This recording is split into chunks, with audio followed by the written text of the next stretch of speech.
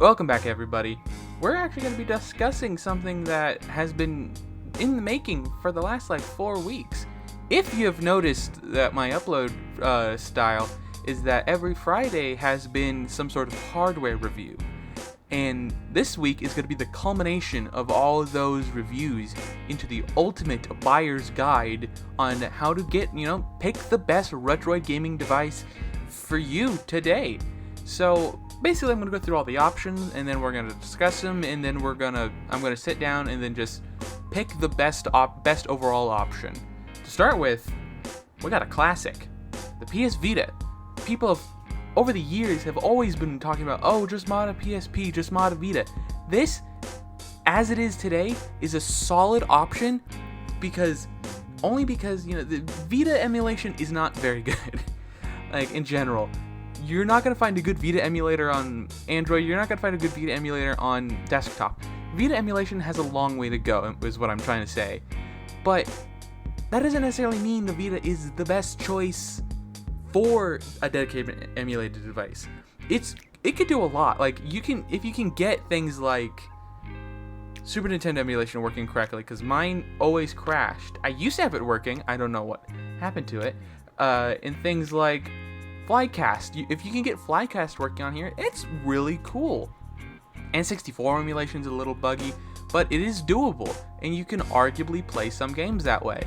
But if I have to pick it as a dedicated emulation device, I just don't think, if you don't already have one, I can't recommend it if what you care about is emulation, because this thing, emulation performance-wise, it doesn't have much headroom, and it's only gonna get worse with time, because the less people care about the Vita, it's just gonna start, withering away in terms of, its emulation performance, while other devices, with time, get even better than they already are for cheaper and cheaper prices, while the Vita seemingly will only ever get more expensive, because one, it was a very unpopular system, and these things will start dying, increasing the value of the ones that remain. So I just don't think, unless you already have one, it doesn't make a lot of sense if you don't already have one. And I guess it could make sense if all you care about is PSP and original PlayStation games, because those two, perfect emulation because of some software shenaniganry Sony does, and it's just perfect. Frankly, it's immaculate for that, because it just has a native PS1 emulator built in, and it's just some of the best PlayStation emulation I have ever experienced, in the best way to play PlayStation portable games. On to the most recent victim of one of my reviews, the 3DS. While the 3DS is a very interesting device hardware-wise, even worse emulation performance, in my opinion, than the Vita, because it could actually emulate a fair few of the same systems, just even worse performance-wise, because it is a weaker system in general, so kinda makes sense. N64 emulation is basically unplayable. PS1 emulation, somehow terrible, which makes very little sense to me, because I feel like the 3DS should be able to emulate PS1 games. It kind of would fit a lot, especially because, it has enough buttons to play all the PlayStation games, more buttons than the Vita itself. So it should be more comfortable to play PlayStation 1 games on that, and I think that would have been a great play. So maybe with time it could get better, but as it stands today, I just don't see PlayStation 1 being the reason why you would want to get one of these things. This being more popular than the Vita definitely does help make its case of, if you already have one, why get anything else?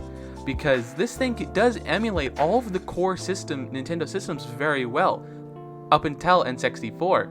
So you got your Super Nintendo and NES emulation down pat, and any of the games you do care about the most, like Super Mario World or Super Mario Bros. 3, Yoshi's Island, any of those major first-party Nintendo games are already available on the 3DS. Even Pokemon games up until Gold and Crystal are already on the 3DS through the Virtual Console. And using something like the H-Shop, very much a legal alternative to the normal eShop, which recently closed down a few months ago, I don't see any reason why, if all you cared about Nintendo systems and the more retro side of things, the 3DS is a perfectly solid choice if you already have one. But if you want to, experience more with your emulation, you want to emulate N64, Wii, GameCube, PS2, even normal PlayStation, I can see why you wouldn't go with this option, even though it does admittedly have its charm, an immaculate design, and just it's in playing on a Nintendo device. It definitely does have that like nostalgic feel, especially when you're playing other Nintendo games.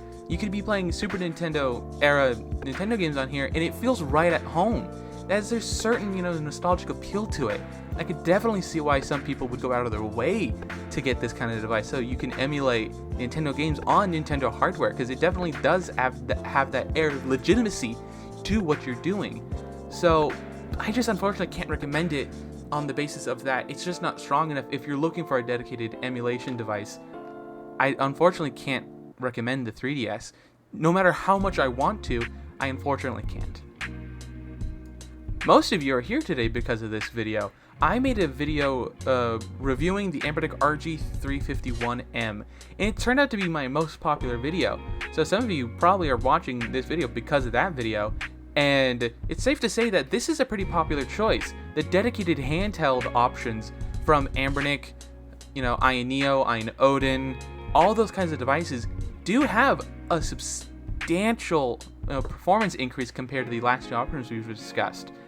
And I love these things to bits, and it does come a certain appeal from having a dedicated handheld gaming device that I'll get into later. Because these things are fun, they're really cool devices, and they just pose, compared to the other two, so much performance for less money than buying a Vita or buying a 3DS these days.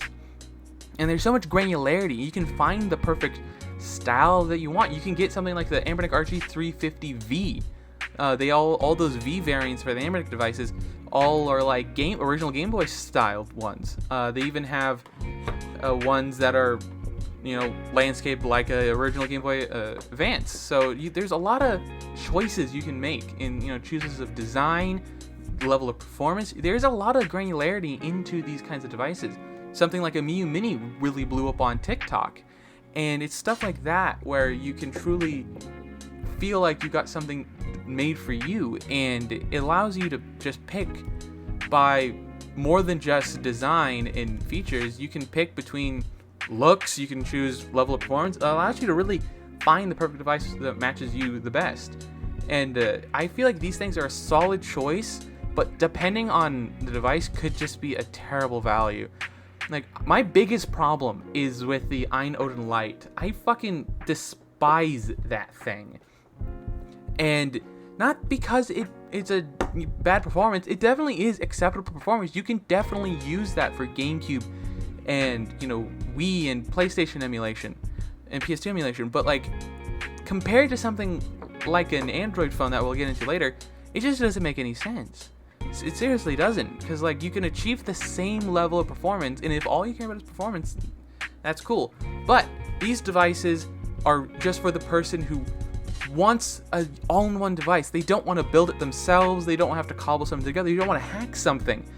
It's perfect for the person who is new to emulation and it doesn't want to get their hands that dirty, and it just wants a simple, easy handheld to throw in their backpack. This is for the layman. This is for the person who just wants a simple solution. And I feel like these things kind of fit perfectly, though my experience with them is far more limited than some of the other options we have here. I've done enough research and watched enough content about these other kinds of devices that they are a solid choice, and you can really go far with these things. Some of the more popular options are like the Ion Odin Pro. Those made the rounds on the internet, or something as high-end as like an Analog Pocket. Analog Pockets are an amazing device using a dedicated FPGA, and then you can hack it to unlock the other FPGA core. So you can, emulate anything. So those kinds of devices are just absolutely fascinating, and I feel like it's those kinds of devices that will sort of long-term maintain the health of this retro emulation community. Because as those things get more powerful, and as emulators get more advanced, we can start seeing stuff like this 5-10 years from now, emulating Xbox 360 and, PS3 games. Like, I can't wait to see that future, honestly. And I think that won't be through things like Android phones or other handhelds. It's gonna be through something like Ambernic devices or Retroid Pocket devices or Retroid devices. Like, all these other companies that make these kinds of devices will find more and more ways to make them more powerful, and they will charge appropriately. But I just feel like the future of this community and these kinds of handhelds, or this kind of performance, is going to be with dedicated handhelds like this. The last choice. In one of my more popular videos, I discuss using an Android phone as a dedicated emulation handheld. And this is truly one of my favorite options, because as a person who is a poor college student, I don't necessarily have the luxury of spending, Ein Odin prices on handhelds, or always being able to drop money on getting an Ambernic device, or anything like that. So I had to be smart, and after doing a lot of research, I chose to go with the buying an Android phone and slapping a controller on it route. It's not the most elegant solution, and it's definitely not the prettiest, but it does have its own level of charm and appeal. Because, it appeals most to the people who don't care about the design as much as they do the performance. It's function over form people who will like this option the most. And just because of that, I choose this as, the best overall option. These things are fantastic. You can pick any phone you want from the last, 5 years and be able to emulate GameCube and Wii amazingly. I found an LG G8 for $98, and that has the same processor as the S10e that I chose for my project, but it is so much cheaper because it's, from a lesser, higher, it's not as an expensive brand. That's what I was looking for. LG no longer makes phones, but that doesn't necessarily matter in terms of emulation. So it's truly, you can pick the best device that you need. If you want to save a lot of money, this is the best choice, in my opinion. Stuff like this allows people, who can't necessarily afford, to go out and drop $200 in iNode Lite. You can spend a little over $100 to achieve the same thing with better results instead of that Dynasty, 3000 or whatever SoC on the iNode Lite. You can get a Snapdragon 855. That's a higher tier processor than the Odin Pro. And shit like that makes my blood boil, because people who doggedly claim that why else would you get anything else? It's the most powerful option out of all. And it's like, dude, come on. These devices, you could achieve the same thing with a phone and a controller. And I know these aren't for everybody, and it's clearly would take time to set something like this up. But if all you care about is performance, this is it. If I'm being honest, this is the best choice. And there are downsides, you would have to put a lot of work into it. You have to download the emulators yourself. You have to get your games yourself. You have to buy the controller. You have to make sure it fits. You have to find the right phone. And this method just takes time. All the other three options, you can just pop onto eBay or your site of choice and buy the device, and you'll get it, and then boom, you're basically ready to go, except two of them, you gotta hack them first. But it's those devices are so much easier to deal with than having to set something like this up for the everyman, because there's a lot of the stuff that goes wrong, a lot of Android phone specific things that could go wrong. But those who care about value and just trying to achieve, just maximizing your dollar, performance per dollar is everything to me. And for people who care about that, I say this is the choice you should make. Maximizing your dollar, price per dollar, and it's just ultimate value is what Android phones provide. Here at the end, I'll just summarize all the talking points we've discussed so far. The 3DS and the Vita are both solid choices if that's all you have, because these both don't offer enough performance for dedicated emulated devices. Between these two, it's up to user preference, because if all you care about is performance, there's no beating the value offered by getting an Android phone and just slapping a controller on it. Because you could realistically achieve a very similar setup to the one I have, being able to emulate Wii, PS2, all these substantially newer generation games, while only spending about half as much as a dedicated handheld option. While if you wanted to go the dedicated handheld route, it's not definitely a bad choice. Like, you can definitely get exactly what you want by doing this. I feel like, though, these are mainly for people who like having that all-in-one experience of playing like an actual handheld. I can definitely see why that is very enticing for some people, because these not only offer, probably better ergonomics, superb design. For example, this Ambernic one that's a stand-in for all those kinds of devices can play all the way up to PSP and like N64 emulation. Is made out of almost made out of full aluminum. Like, there's just the only bit of plastic is at the top here for Wi-Fi, and these things are built immaculately.